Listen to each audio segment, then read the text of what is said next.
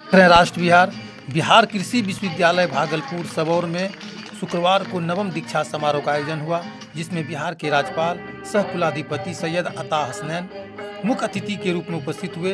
इस अवसर पर स्नातक एवं स्नातकोत्तर छात्रों को उपाधि प्रदान किया गया और मेधावी छात्रों को पदक देकर सम्मानित किया गया।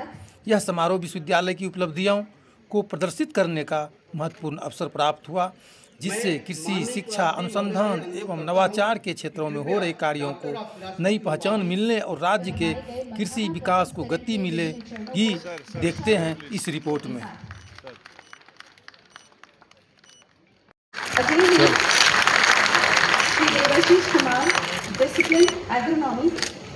वो याद रखना हर समय, it will be self motivating for all of you.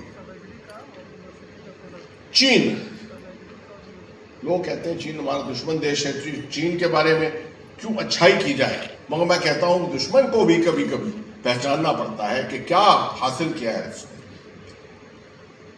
दुश्मन देश उस तरह से नहीं है, मगर मैं उसको समझने के लिए, क्या हासिल किया है उसको समझने के लिए मैं इसकी एनालिसिस करता हूं हर दफे। चीन ने का की हालत तकरीबन 1976-77 में भारत से बहुत बिगड़ी हुई थी, बहुत पीछे थी। एक रेड रेवोल्यूशन चल रहा था उस वक्त मौ सेतुंग का, और कल्चरल रेवोल्यूशन साथ साथ चल रहा था। चीन के अंदर खाने पीने का उत्पादन बहुत कम था, और 1978 में एक डिसीजन लिया गया।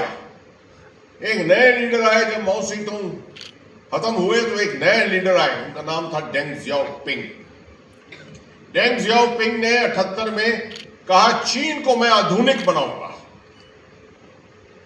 और शुरुआत करता हूं मैं एक अभियान के साथ। वो अभियान था, it was called 4 modernisations, the 4 modernisations of China.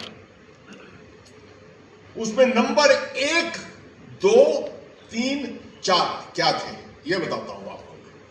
Number 1 पर एग्रीकल्चर, सबसे पहला एग्रीकल्चर। वही चीज जो मैंने आपको बताई विकसित भारत के बारे में, कि जब तक आपका उत्पादन, एग्रीकल्चर, फूड सिक्योरिटी नहीं होगी, वो आपका स्टेबल बेस बन जाता है जहां से सब कुछ उभरता है। वही चीज ने किया। नंबर 2 प्रायोरिटी टेक्निकल एजुकेशन, जो आप पा रहे हैं यहां पर। आपकी भी जो है टेक्नोलॉजी है जो आप पा रहे हैं यहां पर, टेक्निकल एजुकेशन। तीसरा इंडस्ट्री,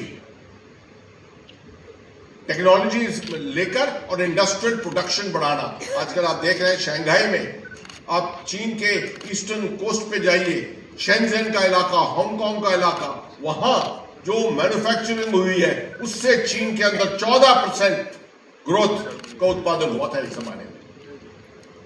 और आखिरी चीज आर्म्ड फोर्सेस।